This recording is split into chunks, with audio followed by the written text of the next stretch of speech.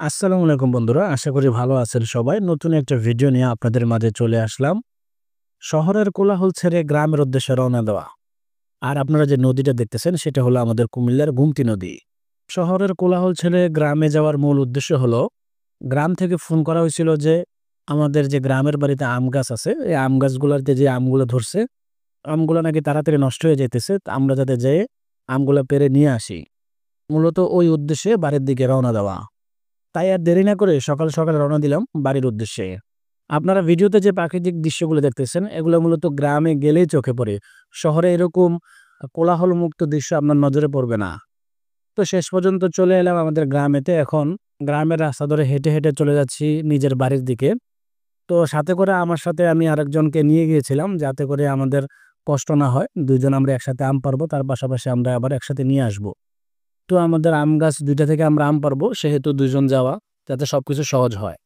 তো বাড়িতে যাইয়েই দেখে মূলত আম গাছে একজন বাহিনী তুলে দিছে। সে আম পাড়তেছে অলরেডি এবং কিছু আম জমাও করছে।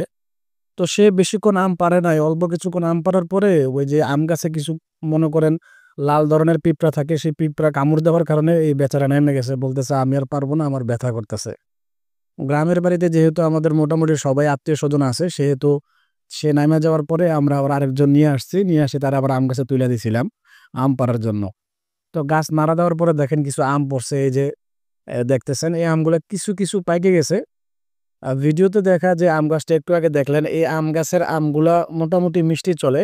তো এই আমগুলা কিছু, কিছু পাইকে গেছে। এই যে দেখেন আমরা বালতিতে জমা করতেছিলাম। আপনারা ভালো করে লক্ষ্য করলে দেখবেন যে আমের গোড়ালিতে একটু, একটু পাকা, পাকা ভাব আছে। মূলত আমগুলা পাকা শুরু হইছিল কিন্তু তার মাঝামাঝি আবার আমগুলো নষ্ট হয়ে যাইতেছিল। আবার কিছু আম কাঁচাও ছিল। তো এজন্য চিন্তা করলাম যে পাকা আমগুলো যদি আমরা নিয়ে বাসায় রাইখা দিই, তাহলে হয়তোবা বাসাতে থাকা অবস্থায় পাইকা যাবে। তারপরে আমরা মোটামুটি গাছ থেকে লাড়াচাড়া দেওয়ার পরে যা পড়ছে, তারপরে বাঁশের যে চিকন লাঠি থাকে তা দিয়ে নাড়া দিয়ে মোটামুটি আম আমরা পাড়তেছিলাম। এখানে একটা আম আমার খুব নজরে পড়লো যে আমটা মোটামুটি সাইজের একটু বড়। তো উপরে থাকা ওরে আমি বললাম যে, "তুমি এটার একটু বাড়ি দাও, বাড়ি দিলে হয়তোবা পইড়া যাবে।"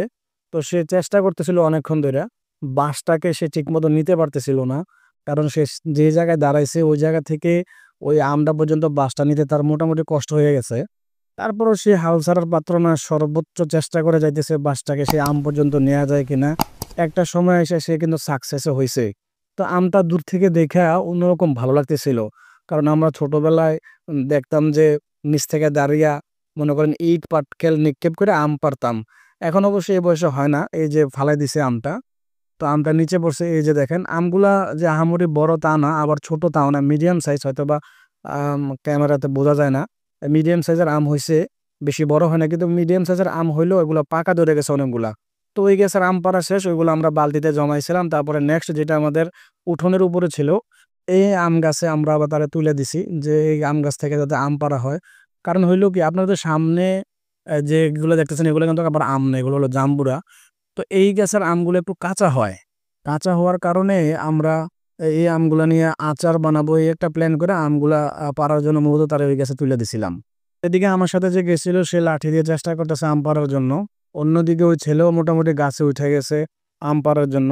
তো এই গাছের আম যেগুলো আছে, আমগুলা কাঁচা, তার পাশাপাশি কিছু, কিছু আমের ভিতরে আঁশ থাকে। তো এই গাছের আমগুলোতে একটু মোটামুটি আঁশ আছে, যার কারণে এগুলা পাইকে গেলে এত বেশি মজা লাগে না। কিন্তু কাঁচা থাকতে খাইতে ভাল লাগে।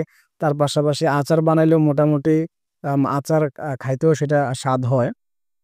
এইজন্য আমরা কাঁচা আমগুলা পাইড়া ফেলতেছি পাকার আগে। কারণ পাইকা গেলে ওই আমগুলা খাইয়া স্বাদ পাওয়া যায় না। এত বেশি মিষ্টিও হয় না। তার পাশাপাশি টেস্ট অন্যরকম লাগে। কাঁচা থাকতে সবচাইতে বেস্ট।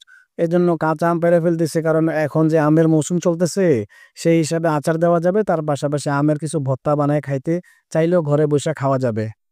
এই যে ঘরের উঠোনের সামনে যেই আমগুলা ছড়াই ছিটা আছে, পাড়তেছে, পড়তেছে, আবার গাছ নাড়া দিতেছে, বাঁশ দিয়ে পাড়তেছে। এই দেখেন কি সুন্দর আমগুলা ছড়াই ছিটায় রইছে। এই জিনিসগুলো দেখতে আসলে অন্যরকম ভালো লাগে। যারা আপনারা গ্রামে থাকেন বা যারা গ্রামে যান, এই জিনিসটা আপনারা উপলব্ধি করতে পারবেন যে কত রকম মজার জিনিস আর ভালো লাগার জিনিস যে গাছে থেকে আম পাড়া। এই যে টুকরির ভিতরে আমরা কাঁচা আমগুলা জমা করছিলাম। আর ওই যে আপনারা ১ম এ যে বালতিতে দেখলেন, যে ভিডিওতে দেখেন, এই যে বালতিতে এগুলো হলো কাঁচা পাকা। কিছু কাঁচাও আছে, কিছু পাকা আছে। এই আমগুলো জমা করছি। তারপরে আমরা আর বেশি আম পারি নাই, এগুলোই পারছি। পারার পরে মোটামুটি ব্যাগে ঢুকে আবার রওনা দিছি আমরা শহরের উদ্দেশ্যে, অর্থাৎ আমাদের যে বাসা আছে বাসার উদ্দেশ্যে। গ্রামের এমন রাস্তা সহজে আপনার মন কেড়ে নিবে। মনে চাইবে যে এমন রাস্তায় হেঁটে, হেঁটে যদি আমি যেতে পারতাম বহুদূরে, মানে এক নজর তাকায় থাকতেই ভালো লাগে। আপনারা ভিডিওতে লক্ষ্য করলে দেখবেন যে গ্রামের সড়কগুলা কত সুন্দর, সিম্পল আর কত ভালো লাগে। ২ পাশে শুধু গাছ আর গাছ। মানে দেখতে অন্যরকম ভালো লাগা কাজ করে মনের ভিতরে। আমরা সিএনজি করে আমাদের মেইন থানাতে চলে আসি। তারপরে থানা থেকে বাসে উইঠা, বাসে করে আমরা যে কুমিল্লা শহরে চলে আসি। এই যে বাসায় আসার পরে আমরা গামলা নিছি। গামলাতে এখন আমরা আমাদের যে আমগুলা ছিল, আমগুলা ঢেলে নিতেছি। ভিডিওতে আপনারা দেখতেছেন। এগুলো হলো কাঁচা আমগুলা আমরা ঢালতেছি। যেগুলা দিয়ে আমরা আচার বানাবো মূলত ওই আমগুলা। তো ওইগুলা ঢালার পরে আমরা আরেকটা ছোটখাটো বালতি নিছিলাম। ওই বালতিতে আমরা পাকা আম যেগুলা কাঁচা পাকা, যেগুলা কাঁচাও ছিল পাকাও ছিল, ওই আমগুলাই ঢালতেছি। তো ভিউয়ার্স, এই ছিল আমার আনন্দের কিছু মুহূর্ত আপনাদের মাঝে শেয়ার করলাম। তো ভিডিও আপনাদের কেমন লাগলো অবশ্যই কমেন্ট করে জানিয়ে দিবেন। যদি ভিডিও ভালো লাগে অবশ্যই লাইক, কমেন্ট তার পাশাপাশি একটু শেয়ার করে দিবেন। সবাই ভালো থাকবেন, সুস্থ থাকবেন। ইনশাআল্লাহ নতুন ভিডিও নিয়ে হাজির হয়ে যাব আপনাদের মাঝে। আর আপনারা যারা গ্রামে যান, গ্রামে ঘুরেন, আপনাদের গ্রামের অভিজ্ঞতা শেয়ার করতে পারেন কিন্তু কমেন্ট বক্সে। কেমন সময় আপনারা কাটান গ্রামে। তো আজ এই পর্যন্তই। আল্লাহ হাফেজ। আসসালামু আলাইকুম।